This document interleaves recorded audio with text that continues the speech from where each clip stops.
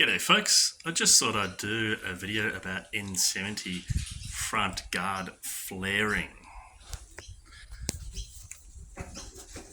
So basically, N70 Hilux. So I'll start with a bit of history. I already happen to have these. These are this is Patrol factory rims, painted black. They're a +10 offset. And I had these tyres already fitted on them. They're a 305 70 by 16, so that's 33-inch diameter. And I kind of got lucky because they actually just kind of went straight on.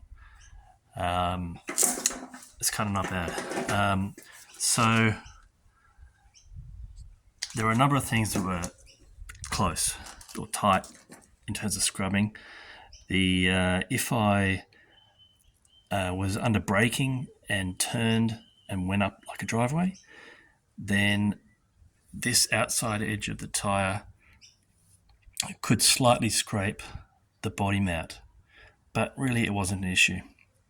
Now this point here, this plastic, it went so close to that, and maybe it touches, but it just wasn't really an issue.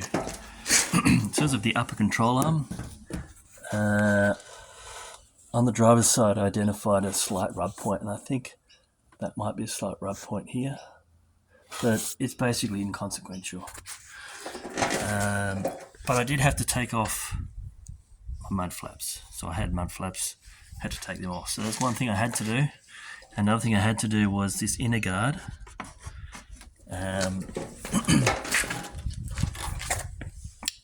You see all these washers here? It was just temporary, just to space this forward. And what they did is brought this whole inner guard forward. So of course it's not factory, it's had a bull bar fitted and they've sort of trimmed stuff off. And now I got away with it, but under full compression, the tyre would scrape this part of the bull bar. And obviously that's particular to this bull bar. I've had this on a vehicle before where they bring it back past this point here, and I don't know why. It's pretty annoying. So I'm going to be trimming the end off. So what this is kind of mainly about is that now I did get a wheel alignment and I got them to pull it forward, and I kind of could have fitted a new tyre with full tread without doing a body mount chop. I would have had to do these other mods, or would have been good to do some of these other mods, but I didn't just want to fit a new tyre on that rim. So I'm up for more. So basically, here's my new tyre. Same size, 305 70 by 16. You can see here. Yeah.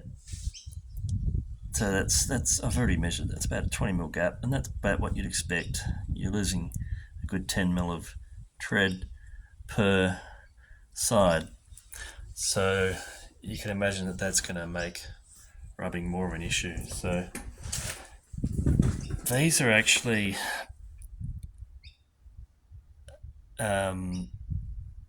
neg 23 rims. Now a lot of people don't recommend that. I have seen videos of guys showing that they've got it on their car and seemingly saying that it works. So I think I'm going to make it work. But what it's going to do is, the actual mounting face, because this is POS 10, the mounting face is here. But then when you go to a neg 23, there's a center line, then it goes another 23mm. So basically the difference is 33mm, so this is going to come out 33. So you can see I already had quite a healthy amount of poke, and once you add 33 to that, I had no choice. I had to get flares. So here's one of the new tyres fitted. Now I jacked the car up and the suspension fully dripped, and the shocks are quite long. It wasn't my intention, but it drips a long way, so that's why it's got this positive. Yeah, it hasn't settled basically. So this mod is pretty straightforward. I think spacing the inner guard forward is straightforward, and now I have 730. I can't have extra heavy duty front coils. I've got 55 mil of lift. So really, considering that most people have 40, it's kind of like a 2.5 inch lift, in a way. And that's meant that so far the tyres never hit the top of the guard. Now with these tyres, that may happen. There's a reasonable chance that will happen, and I'll have to deal with that, and that'll be the hardest thing to deal with. Probably. And I don't want to do a body lift. So, but certainly in the short term, the question is about this area. So I've taken the inner guard out. That's why this looks a bit naked. And it's basically guaranteed I'm going to have to do at least some trimming here. The question is how much. And there's kind of two options. I can just trim metal and then trim what I need to of the flare. That's kind of the easiest way to do it. Now, depending on how much I have to trim, it kind of determines whether it still looks okay or not. The other option is you can potentially, I've done this on another vehicle, recreate this mounting point further back. So you get into a bit of metal folding and cutting, and you remake this point further back out of the metal that's there, and then you basically tweak the flare back further.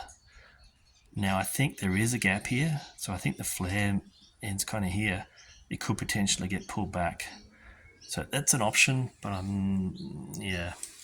just haven't looked at that side of things that much yet. So I don't have time for editing, so I'm just going to end this video here, and the next installment will be another video. Cheerio.